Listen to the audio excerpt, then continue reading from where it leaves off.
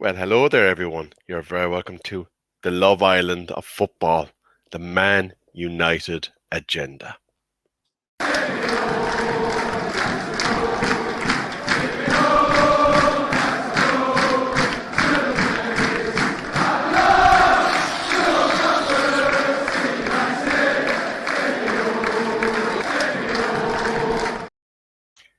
Well, hello, everyone. You're very welcome to the Man United agenda. And as you might have spotted in our intro, there's a little European competition that we won't be in mentioned in it. So if you have any suggestions for any fan chants that we might use for next season, let us know in the comments because we might take that on board. And who knows, there might even be a little present for the person that suggests it. We'll have to consult the boss on that front. But on Monday, I want to welcome you.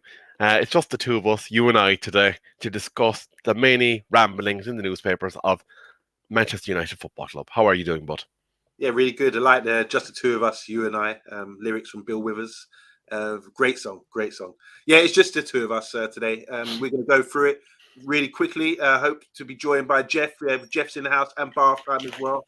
Come say hello and let us know what you think about these news and transfer speculation and gossip, and obviously about the takeover as well. You're here in the house, Rebel, so I'm sure we'll be sort of going into fine detail about what's going on there. So I'm looking forward to this show. And actually, just to mention a Jeff, another Jeff, unbelievable Jeff, has actually retired from Soccer Saturday. So our childhood is slowly being eradicated. We've lost Kamara, and now we've lost Jeff. So I must say, you know what? I think Jeff Sterling's fantastic. I mean, he's a great presenter. Always got that enthusiasm about him. Always making jokes. With the atmosphere there, just it seems like one of the boys, you know. So yeah, thank you, Jeff Sterling, for the great service you've done to football. Absolutely. And as always, please do like, share, and subscribe. We do appreciate it. Bad time with Vaughan, I do see you for your pre-Love Island fix. If you mean this, nope, not today. I set out the terms and conditions yesterday, and when they are fulfilled, and when the channel has received their comments and their likes, then we will look at maybe doing this. I will fulfill my bet, but not until the channel gets its belly filled. But we better get on to the main items. I want to say hello to Jeff, Ed, Man United, and of course, Bat Time, who was in earlier. But let's get this kicked off. It's not one of our headline topics, but interesting all the same. As of about an hour and a half ago, 1.5 million share transactions with regards to Manchester United Football Club have taken place in the last little while. And what does that mean?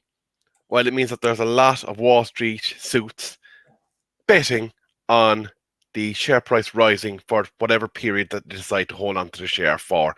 There are some people that are playing the long game that are possibly thinking we might double up if there's a full takeover.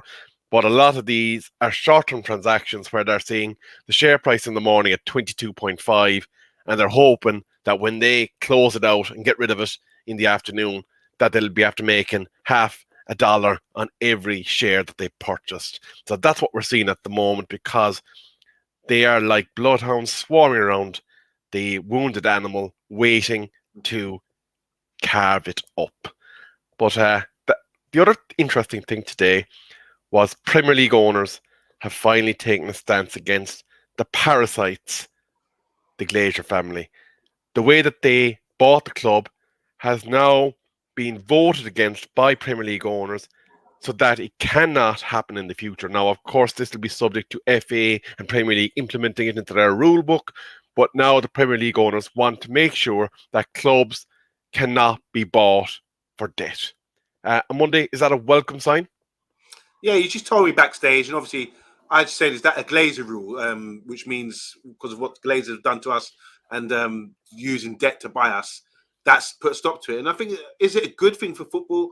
You said yes, and yeah. So if anything is positive for football, and with purchasing of clubs, what we're seeing a lot of these days, I think that's a good ruling, and it has to stick. But what I would want to say is, you have these rules, and what is really important that people stick by them. It's like the financial fair play. They have ruling out there, laws, policies. but sometimes people don't stick to them, do they? Absolutely not. Some people flaunt it, they blur the lines, and they take advantage, a la the scumbags from America. But we won't be talking about them today. We have 3 juicy courses to get through. For advertiser, Mason Mount. Main course, Mr. Kim. And your dessert, the latest in the Harry Kane debacle. So let's get this thing going, and let's start with the first official bid for Mason Mount being rejected. And there's a wee bit of text to get through. Now, on Monday, tell me if you can see that or not. If not, I will read it. I can read it. I just need to remove the banner, yeah. So Chelsea have rejected the 40 million offer for Man United for Mason Mount. The Athletic reported in May that Mount, 24 years old, was leaning towards a move to Old Trafford, with other clubs chasing his signature, aware of his preference. The England international has a year left in his run on his deal at Stamford Bridge, but talks are over extending his stay have so far failed to yield a positive conclusion.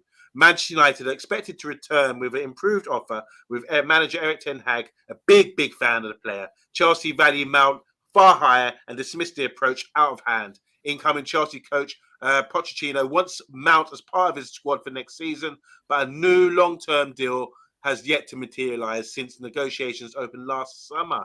Liverpool and Arsenal have also been keen on Mount, while former Chelsea head coach Tuchel, now at Bayern Munich, has been credited with interest. Mount is a product of the Chelsea Academy and made 195 appearances for the club since his first team debut in 2017. And in those 195 appearances, he scored 33 goals. He spent 2 seasons out in Holland and at Derby, between 2017 and 2019, established himself as a first team regular when Lampard had his first spell at Chelsea Football Club. Now, interestingly, one of our rivals, Arsenal Football Club, are believed to be pursuing another Chelsea player, Mr. Kai Havertz. And Todd Bowley has also demanded absolutely crazy money for Kai Havertz.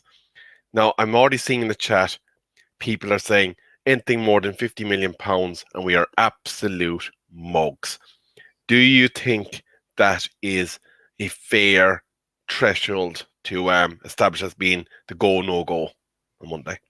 I think we're doing business early. That's a good sign. I don't like all this transfer stuff, especially after last season. You remember, like with the Frankie de Jong thing that just dragged on, and we were just doing updates after update. We just want to get the deal done, and that just did drag on. I think by now, if we've been interested in Mount for a period of time, must have looked at him, must have been aware of this for a while. And I think we must have an idea about how much we're willing to pay. So you've got to start low with an auction bid like that. You go in low, and hopefully they refuse. Well, they're going to refuse the 40 million. You come back with a bigger price, and hopefully, I would say, I think Chelsea.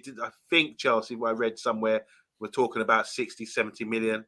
I think if we can get about 60 million for him with a year left in his contract, 24 years old, I think that's fair.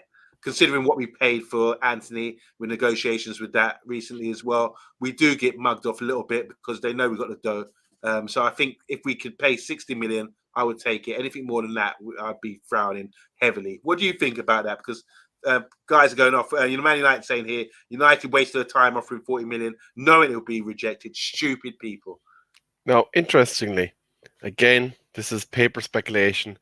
Some journalists have calculated, based on financial fair play, that our transfer budget would be in the region of £100 million prior to any sales.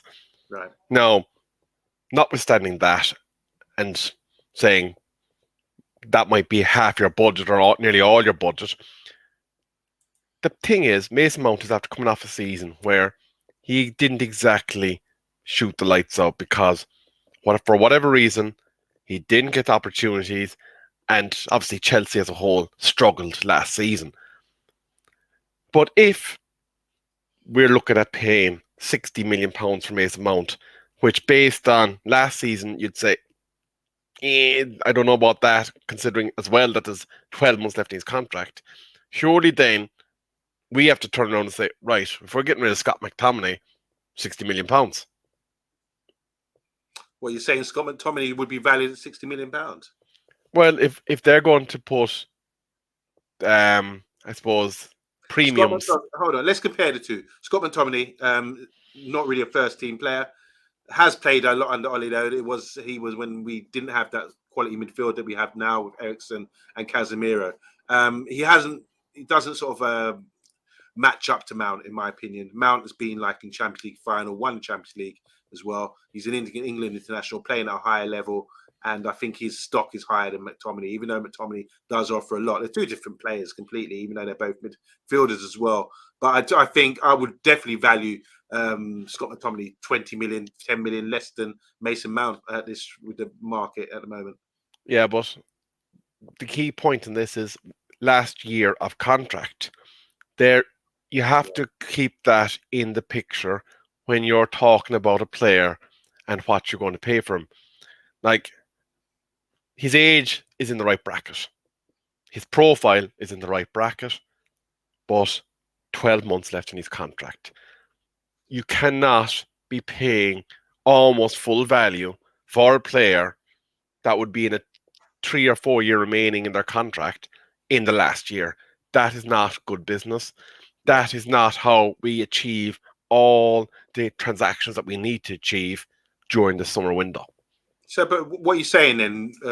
What would you pay based on that? You're saying because he's got a year left in his contract, that's the key thing here, that we shouldn't pay more than what Ed Mayhem was saying here, that Chelsea will refuse anything under 70 million. So are they just trying it, or do you think this has been sort of spoken about behind the scenes prior to this, that Well, we would accept about 60?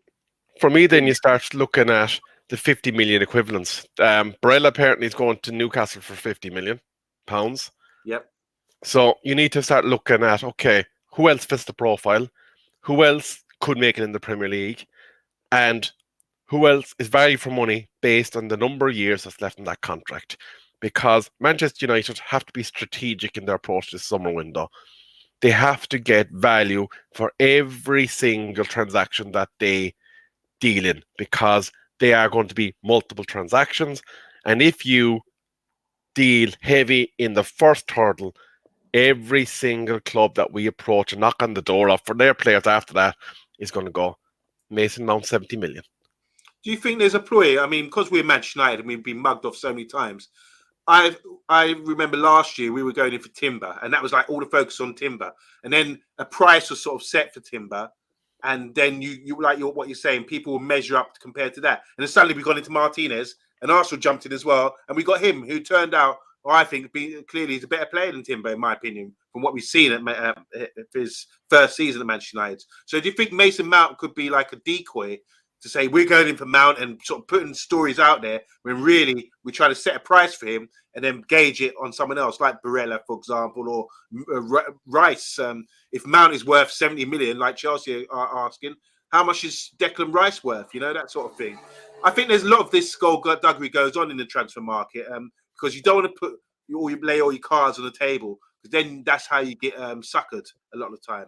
Don't you agree? The Ginger Prince actually is making a great point. If we're going to end up spending 70 million, go off down to Brighton and buy Casado.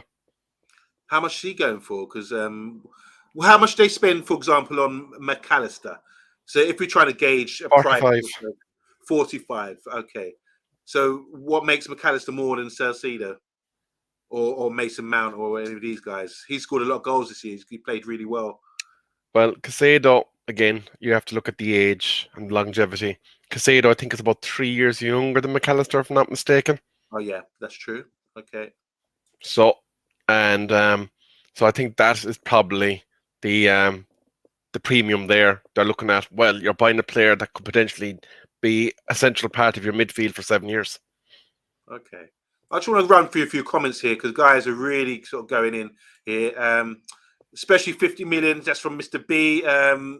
Because he's saying problem rebel is no one wants Mac Bumble, which is Mac Comedy. So we were trying to measure up, weren't we? Box is saying here, United have £120 million budget, 40 million for Mount, sorry, I have to pronounce it right, Highland, and Kim is the plan for 120 million. It's 3 players. I want to say hi to St. Don Bosco. He says 40 million max for Mount.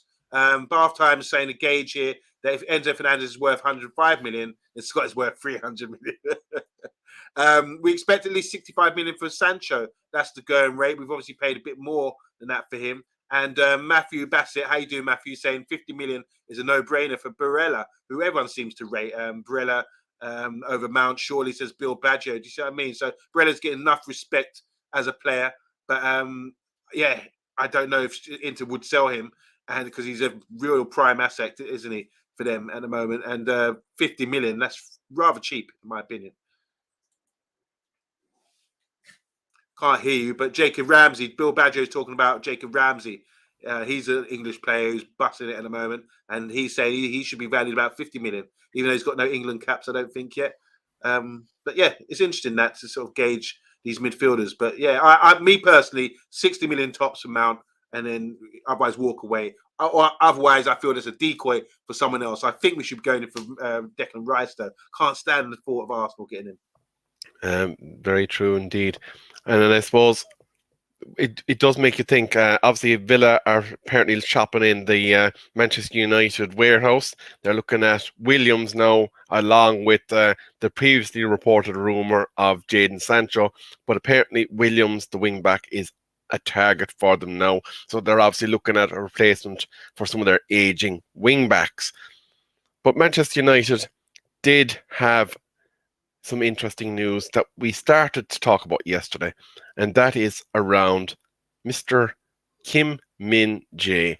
So he has turned down a new contract offer from Napoli. Napoli have been trying to get rid of this July release clause for quite some time now, and Kim Min-jae is saying, nope, absolutely not. Do not want to sign again. The club is after getting rid of manager. There's so much going on. I am out of here.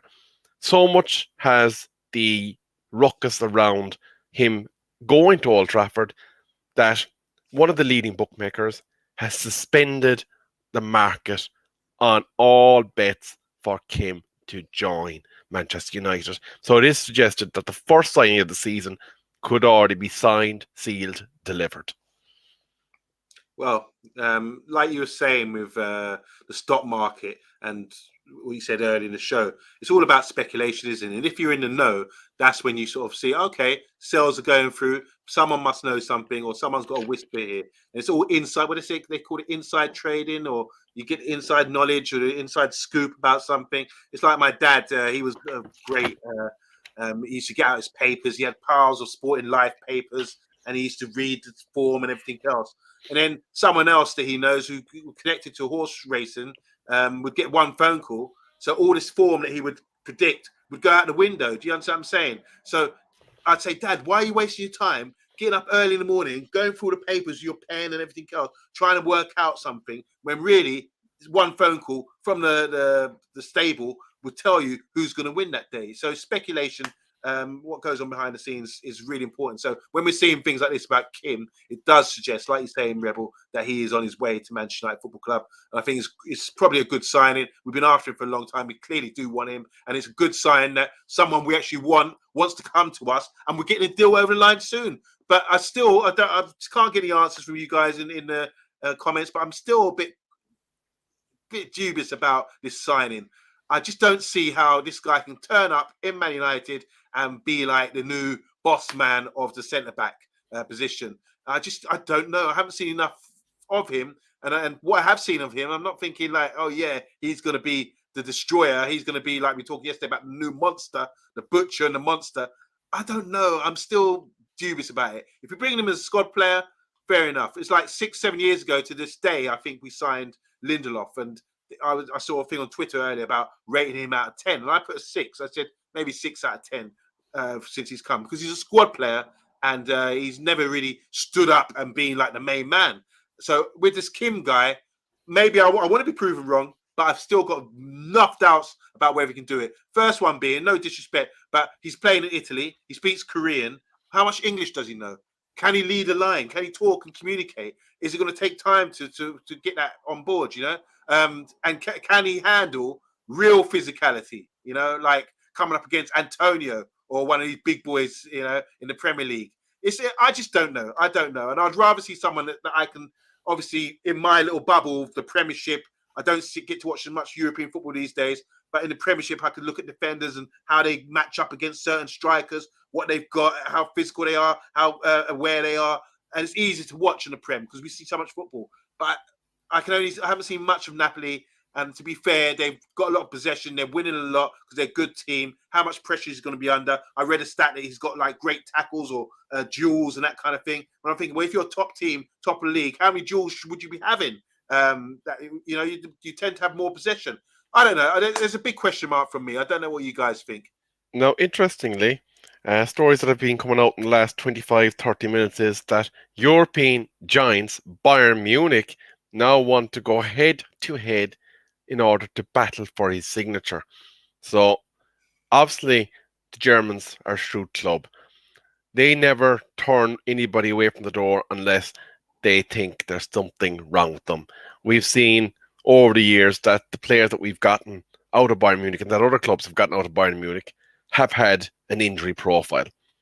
So, if the Germans are sniffing, there must be something about the man in terms of the way he goes about his business.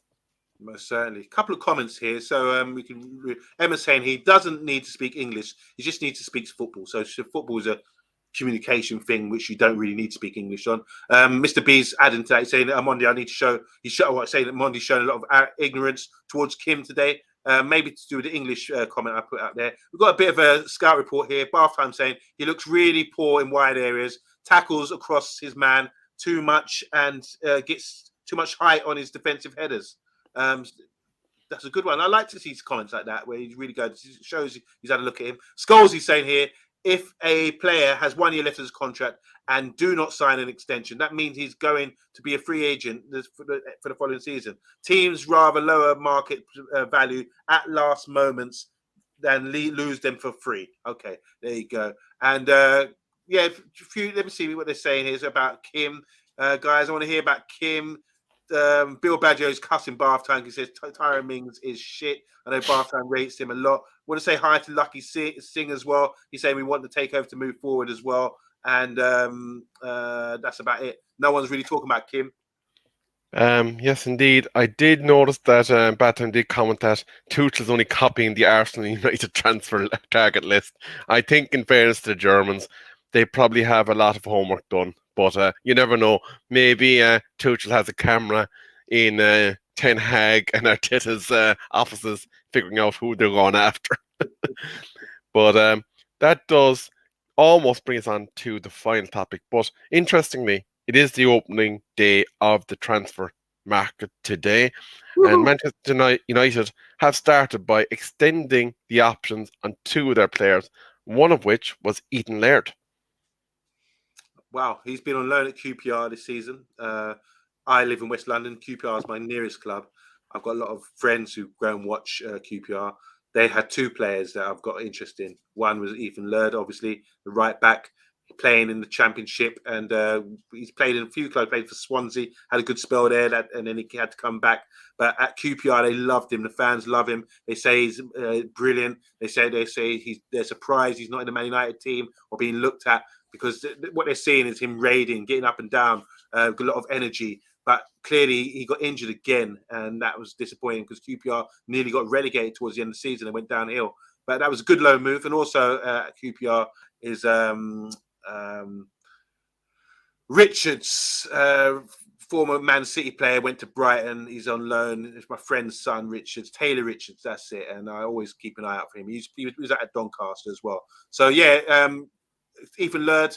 Be interested to see what happens with him. It looks like we're keeping our right backs, don't you reckon, Rebel? As in Dalot and Wan-Bissaka, they proved themselves. They put to task. They were in the dock and they performed well enough to sort of remain at the club. Is that how it's looking to you? Well, I'm thinking there's a combination of them doing what Ten Hag needed them to do, plus he's looking at those 2 future players that look like they have an opportunity to carve in some minutes for themselves, and that is, of course, Ethan Laird and the young Argentinian/Spaniard, depending on which way he goes with his international declaration, young Fernandez, the other wing back. So it will be interesting to see if one or both make those positions their own in the next season or 2. But the stock price is still high, according to Lucky Singh, and I just had a quick gander. It's now close to 2 million share transactions on the New York Stock Exchange now that has occurred. But of course, I would urge caution when you're looking at that, because there is a lot of Wall Street speculators looking to make a quick buck on the fact that there's rises and falls in the share price at the moment surrounding the imminent final disclosure of what is going to happen with Manchester United Football Club once Rain Group does let us know the result of the process, as Joel and Avon later, those lovely people, would like to say. But on Monday, we are going to come to that final topic. And I know Cullum was vehemently against this man coming to Manchester United Football Club. And it looks like Fabrizio Romano is also saying the nail is in the coffin. Manchester United will not be pursuing Harry Kane. Oh dear, oh dear. I don't know how you guys feel about that. Anyway, so United have conceded that the amount of money that would be required to complete a deal for the England captain is far from realistic at this time. Ten Hag is believed to have made Kane his primary target leading into the summer, but he's fought to understand that the club simply cannot afford to sign a striker, particularly given Tottenham chairman Levy's outlandish stance regarding the player in the final year of his contract. As you mentioned earlier, Levy seems to be convinced he can persuade Spurs star to extend his stay at North London, despite having received no indication from the player that he extends to stay on beyond 2024. The pool of strikers from which United can recruit from is shrinking, with Napoli president so-and-so Argelio Di Laurentiis or something. It's pricing Osimhen, who everyone knows on the show. Another ideal contact for Man United, out of a move with 130 million. So instead, Man United would look to recruit Højlund from Atalanta with a deal. The Norwegian expected with a deal for the Norwegian. He's Danish, expected to double at under 50 million mark. He's Danish. I don't know where they're getting this from. They made a big error there. As reported by the People's Person earlier, this is a more comfortable price point for the club, around 50 million for the Danish striker from Atalanta. Højlund, operating this summer, with last year's £220 million splurge now showing its lasting effects in the face of UEFA's financial fair play ruling. But by moving swiftly on from Harry Kane and avoiding becoming entangled like we did last year in a lengthy transfer saga, as it happened last year with Frankie de Jong, United will hope to secure sensible deals that will help improve Ten Hag's squad ahead of next season. So you're right, Rebel. Looks like the price was not right, and we're not going to go in for this Harry Kane. Can't hear you. Absolutely. It would appear that we're not going to be pursuing Harry Kane. And again, for me, it wasn't about the quality of the man, but the price point relative to the age, relative to the fact that there's zero resale value, relative to the fact that his wage would have been obscene. The numbers did not stack up. If he's available in 12 months' time for free, then maybe that is something that we could look at. But at that point, I would expect that we would have already established the younger players that Ten Hag hopes to develop and bring forward. That will be a key part of the equation for some time to come. And even if they do not work out in full and he identifies a more suitable target down the line, would have a resale value that would mean that we could continue to repurpose the deck in terms of our playing resources. But are you, OMONDI, raising your hands up and saying, hallelujah, thank God for this? I'll tell you what I think. Mr. B, I respect Mr. B and Mr. B's opinion on football and certain players. And he's saying, yes, hallelujah to their Kane news, meaning he's glad we ain't getting Kane. I'm not sure. I think Kane would have been a good fit, but I just don't want to be spending stupid money on someone like that. I think we can really sort of start looking elsewhere rather than sort of go and pursuing it between like July, August, September and getting nowhere with it. We could be missing out on other players. So I think it would be a good bluff as well to say, okay, we're going to look elsewhere. And then Levy would have to be left with that dilemma of having a meeting with Kane. And Kane might be saying, I'm going on a free. Clearly, he's come through the ranks. Obviously, they wouldn't be losing anything because he's an academy player. But you would think that Tottenham would want to would want to sell him rather than lose him for free, you know. They got a new manager come in. I think they're trying to big it up with the manager, say to him, look, you know, we're going to keep the best players we can. And I think that's a good sign for the manager coming in to keep Kane, even if it's just for one season. But yeah, let's just move on from that. I just want to go through some comments here, which is really interesting about Kane's mentality and his ambition. Let Harry Kane be another Alan Shearer, then he will be remembered as another one who chose sentimentality over ambition, which is pretty true. Yeah, why wouldn't he want to leave and go and get some trophies and win something? There are tons of strikers to choose from, says Bill Badger. I don't know. Are they really? I'm not sure. I'm not sure about that. Harry Kane is a gamble, and that's not good for business, says Man United. Kane would be perfect for us, says Gopal. So they're chewing the fat here. I think Robbie Norman saying, cheers, lads, for the tag on Twitter. Thanks for joining us, Robbie. And here we go. Montreal FC saying here, if we buy Ramos and whoever this guy is, Fush, Japanese guy maybe, to have two different profiles of striker on board, I would be happy. Best stack strikers than have none at all. Emma's saying here, I would like to us to go for players under 27. We've already got quite a few, as in the mature squad with older players. Bath Time saying Shearer did win a league, though, to be honest. And Robbie saying here, Kane would be great, but I think we need to move on. Otherwise, another part 2 of the De Jong affair that we had. Marcus Thuram's been thrown out there, Holland as well. That's from Lucky Singh. And Jeff saying here, I wanted Kane's goals and Rice talents, but until we have a Qatar, we won't get it. Needs new executives desperately and fast. And just to back it up, he's a Celtic. Oh, the Celtic striker who scored the best amount, a lot of goals in Celtic in Scotland this year. I'm not sure about him. Now, interestingly, I think the thing with Harry Kane is if you're talking about a price point that you're kind of going, okay, 35, 40 million, we can eat that if it means that we win a Premier League, we win a Champions League, that he is that piece of the jigsaw that takes you from not being ready to win the league and take on City and being ready to win the league and take on City.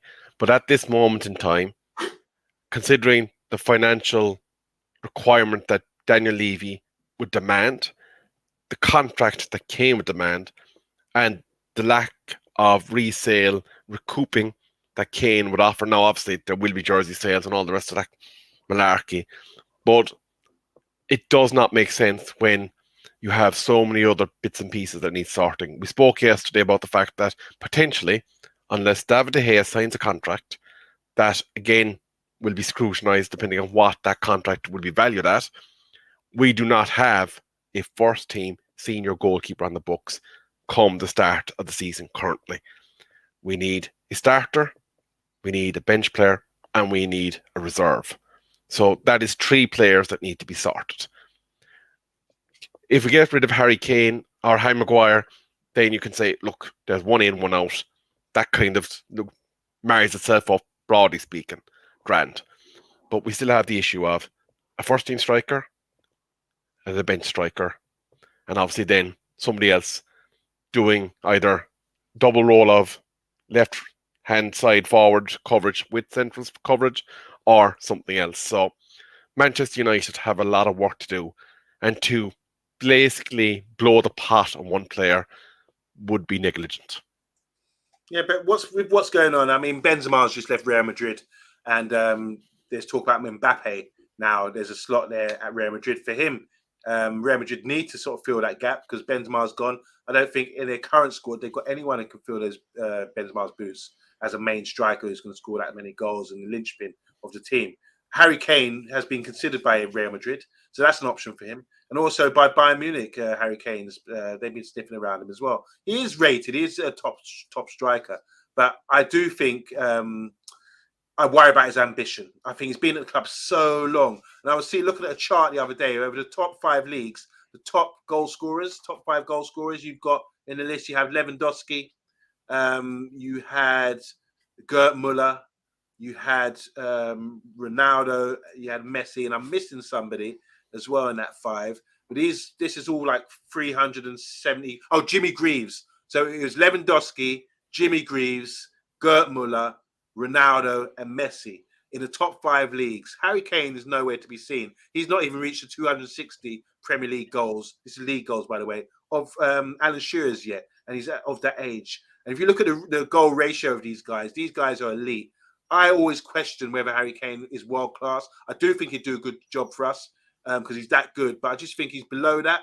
And I just think there's no point blowing, like you said, Rebel, blowing money on a guy or wasting time with a guy who's not like him is not showing complete interest. We want to see guys make that move quickly, just get the deal done, and make him sign for us, like we did with Teddy Sheringham, like we did with Berbatov from Spurs, who all had an impact. I just think Harry Kane, he's married, he's got kids, hasn't he? He's maybe settled in London, maybe he likes it, or maybe he's getting hypnotized every time he goes to meet Levy with the Jedi mind trick.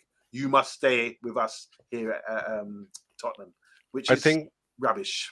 the acid test for me is looking back to last year and Casemiro saying, "Tell them I can fix this." That was a player that I was coming in saying, my skill set can do what you need to do to fix the problems that you have. And he also then articulated, I want to go there. Fair enough. Bill Badger has thrown out a list of strikers because I did question where are the other strikers, and there's a good list there. I take that back. There are some good players in there. You can read them all. Don't like Abraham though. Ivan Toney will be banned for approximately half or more of the season as well. Sesko, obviously, we looked at him. He's just signed for Red Bull. Manani, the guy from Frankfurt, seems to be quite interested. Thuram's on a free. Vlahovic, I like him at Juve, but he's gone off the boil a bit for some reason. I don't know what's going on with him. But obviously, Highland and Martinez, we saw for Inter Milan. I just don't. Yeah, they're okay. I'd consider half of that list. Just winding up now. Sorry, minimum for Maguire, which would be 50 million. Says Man United. But there's a link with Aston Villa, Maguire on Spurs there. That's from Lucky Singh. Kane says Box is 2 levels above all of those centre forwards from the list I think you're referring to there, what we just looked at, which is probably true. I was going to say, yeah, I do agree that Kane's talents and the goals that he would guarantee are absolutely spot on what we need, but at the same time, not at the expense of the overall project. And this is a great comment here from Montreal MEFC. He says Arsene Wenger couldn't even stop Robin Van Persie from joining Man United. So it's not a Daniel Levy matter, it's a Harry Kane matter. Do you know, interestingly, and I will close out my comments on the striker front on this, Ivan Toney, if we can afford to sit on the fact that he won't be available to us for over half the season, maybe there could be a financially sensible arrangement that could be reached with Brentford, who might need that money more pressingly, and could result in us kind of getting a discount for Ivan Toney. If something like that could be explored, then if it doesn't affect other deals, it might be something that you say, look, we'll have him fresh for the second half of the season into the battleground. Lovely hurling. Good shout. He'll be back in January, I think. Man United saying here Kane would want 400 million a week. Sorry, 340,000, 340k, 50k or 400k a week. It's too much money. So with the price tag, transfer deal, and the wages, Man United wouldn't like that. And just by way of context, though, and this was something I did look in after yesterday's show, Mbappe, even without considering whatever fee you'd have to negotiate for him, to match his wages that he currently enjoys in a net basis, Manchester United would have to come up with £2 million per week.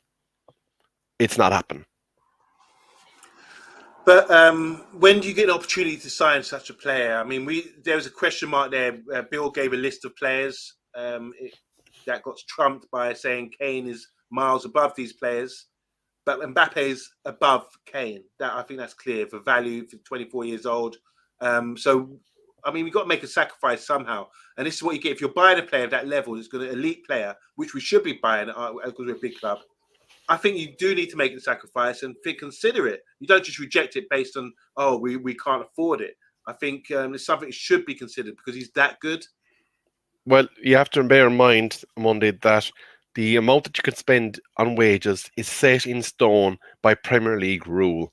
And unfortunately for us, we are in a position currently where the contracts that were negotiated with certain players were airy-fairy, done by somebody that wasn't really considering the football implications. He was just doing what he needed to do to keep the commercial value and the money flowing into Glacier pockets. That's true. So now we're living with the realities of that negligence.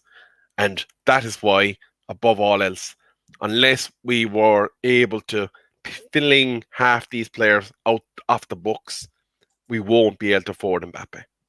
Yeah.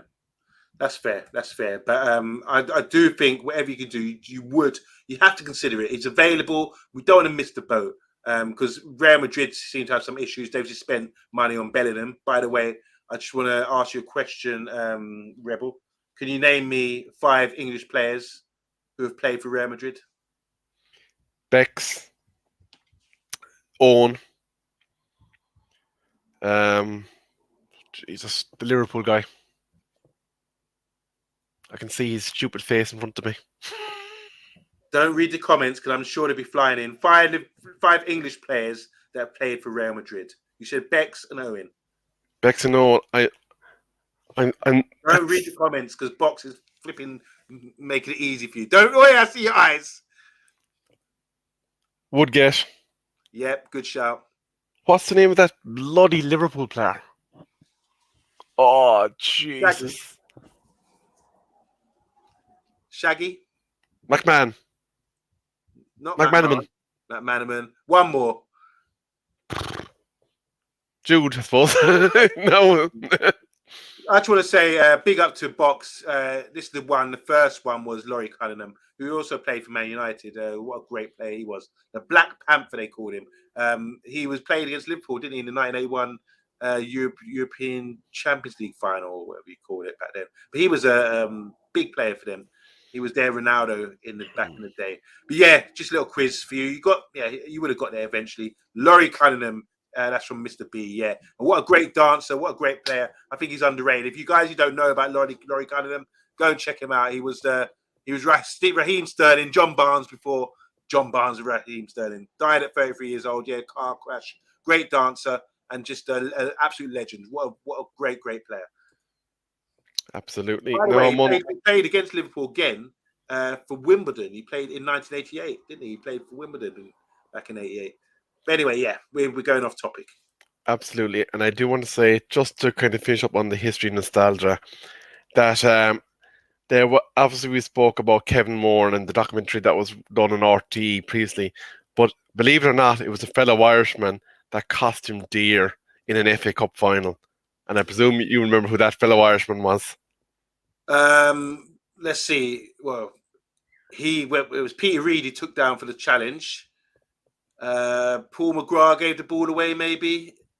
It was Paul McGrath. Yeah. And okay. Paul McGrath actually recounted that incident in the documentary, and he said he was absolutely bricking walking over to Kevin after because Kevin they would not have taken any prisoners, but of course Manchester United did come out on the right side of that, and of course it wasn't too long after that the legendary Sir Alex Ferguson took the reins at Manchester United, and it was soon after that Kevin was told, it's time to move you on, bud.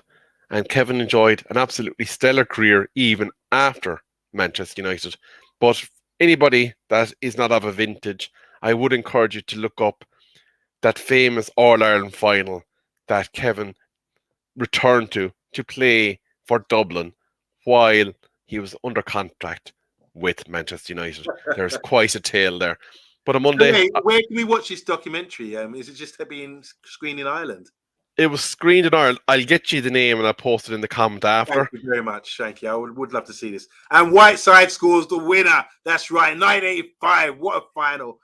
First sending off ever in an FA Cup final. Peter Willis, who unfortunately died in 2021. He was the referee who did that. I used to hate his guts. But yeah, what a game that was against the mighty Everton of the day. And actually, Robbie Norman saying, and 9 stitches in the kiln. Whatchamacallit, Lucky Singh, if you do have an article that is related to what you're saying, that Sheikh Jazim and his cohorts are in America, do let us know. And a big shout out to FC United How are you doing? I hope you're Where can keeping we get well. to watch this documentary in the UK and England? I really want to see this because it brings up memories for me. Kevin Moran. I mean, that final, I was in tears when he got sent off. What a reckless challenge on Peter Reid. He had to go, and it was unheralded back then that a player would get sent off for that. He was gutted. You could see him desperately say, Peter Willis, why? Come on, man, come on. But Frank Stapleton jumped into centre back, and we held on with 10 men. So Kevin Moran, great player. Go and check him out, guys. Real legend, real tough guy. Put his head where it hurts, obviously with the stitches and everything. A proper player from back in the day. And yeah, unfortunately, he's known for being sent off, but he was better than that. He was a great player for Man United and for his country. And I can say as well, a big rival of my home county, Kerry, in the GAA. You think there's rivalry between Manchester United and Liverpool. Yeah. You ain't seen nothing, son. But on that note, on Monday, thank you very much. Thank you. To the viewers, thank you all. Please do like, share, and subscribe. We will be back again tomorrow with hopefully some more juicy news. But from us tonight, good night. Bye-bye.